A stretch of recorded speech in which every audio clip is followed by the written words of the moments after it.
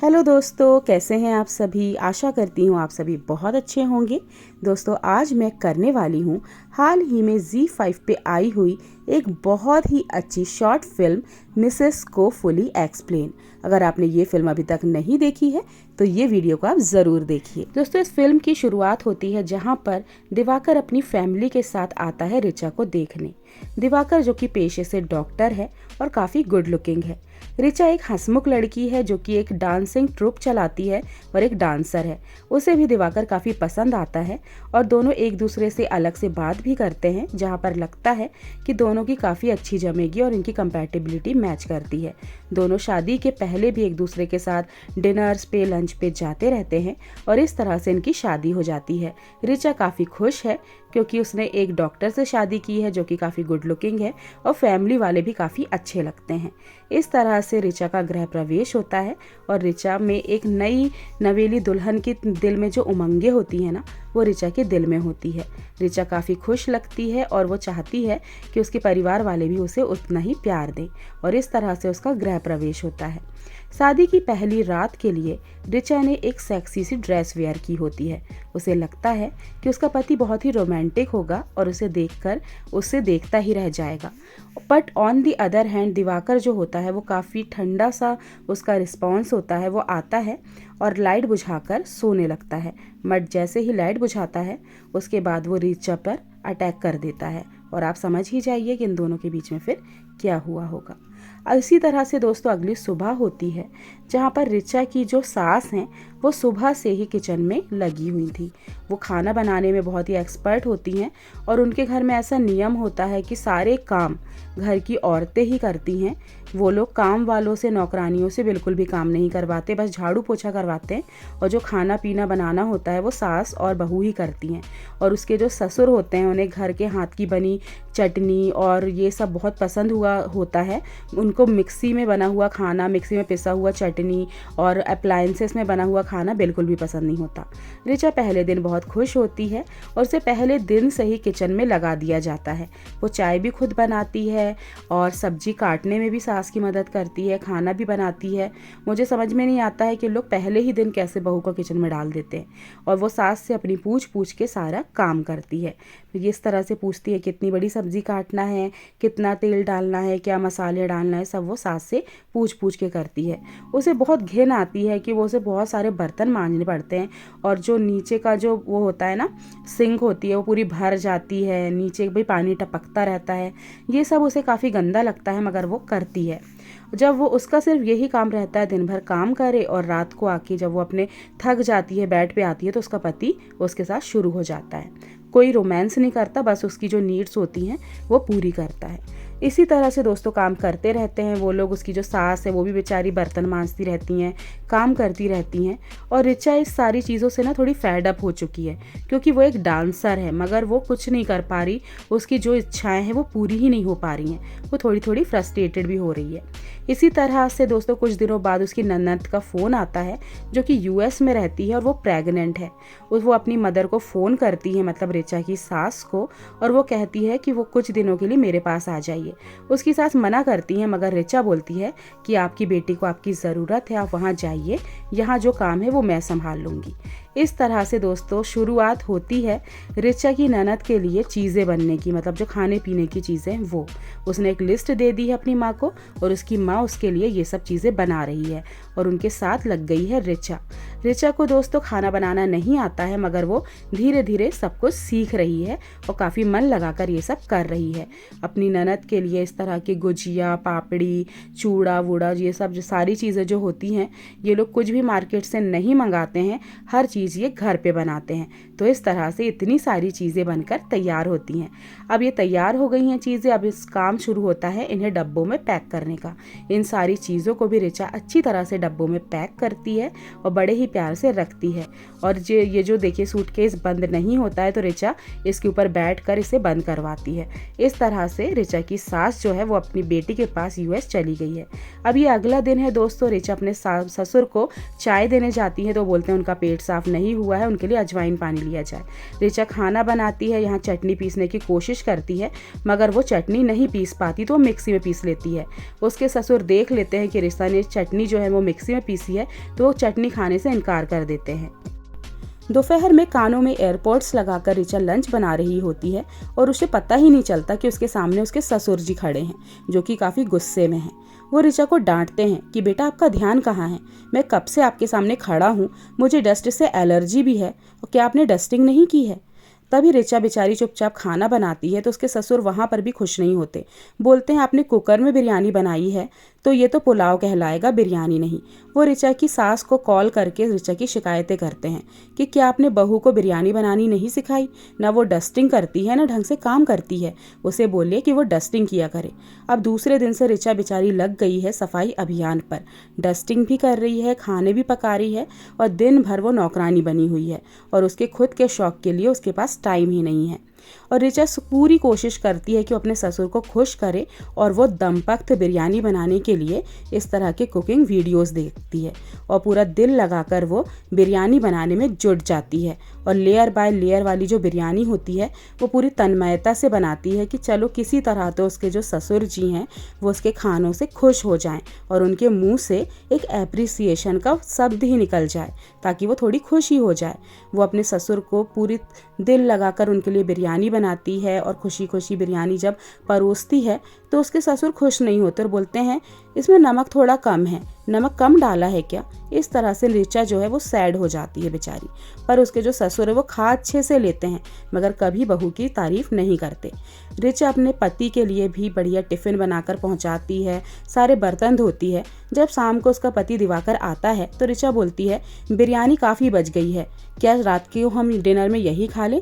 तो उसका पति बोलता है नहीं, पेट बहुत भर गया है, आज कुछ हल्का बनाओ, चलो फुलके और कढ़ी बना लो। और ऋचा बेचारी रात को भी नया खाना फिर से बनाती है।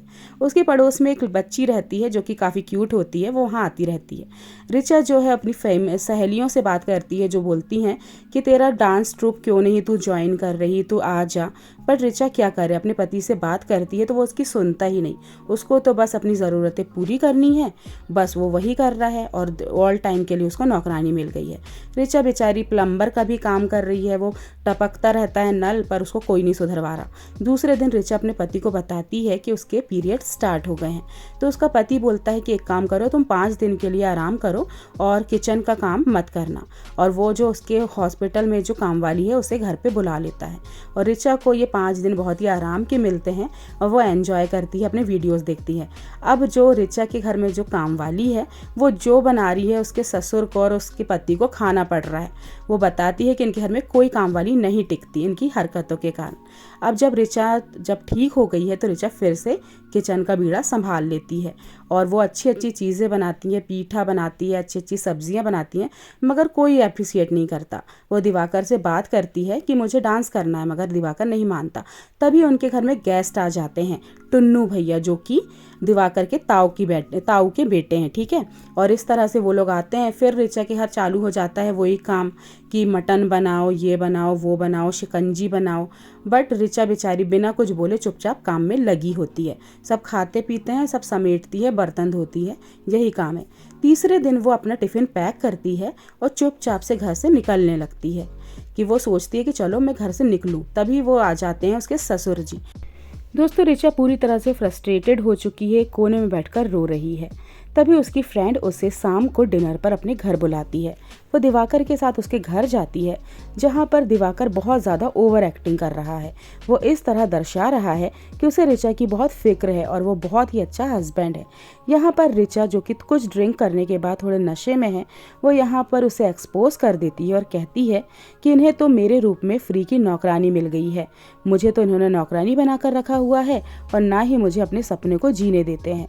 ये सब सुनकर दिवाकर बहुत ज़्यादा गुस्से में आ जाता है और ऋचा को खरी खोटी सुनाता है। घर आकर भी उसका एटीट्यूड इसी तरह रहता है।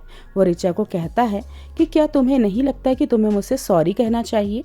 और ऋचा को ना चाहते हुए भी दिवाकर से सॉरी करना पड़ता है और उसके बाद तुरंत दिवाकर अपनी नीड्स पूरी करने में लग जाता है। दोस्तों उसे ऋचा से कोई भी भावनात्मक लगाव नहीं रहता है, उसे सिर्फ ऋचा से अपनी डिज़ायर्स पूरी करनी रहती है। दूसरे दिन दोस्तों वो ऋचा को कमरे में बुलाता है और कहता है कि मेरा सामान पैक कर दो, मुझे मीटिंग में जाना है। और फिर उसके बाद वो कहता है कि अभी गाड़ी आने में 20 मिनट का टाइम है तो चलो, और वो ऋचा को बिस्तर में खींचने लगता है। तभी ऋचा उससे हाथ छुड़ा लेती है और कहती है कि मुझे दर्द होता है दिवाकर, तुम्हें क्यों समझ में नहीं आता है, तुम फोर प्ले क्यों नहीं करते हो, मुझे मेरी बॉडी की भी कुछ डिज़ायर्स है, तुम हमेशा यही डायरेक्ट करने लगते हो।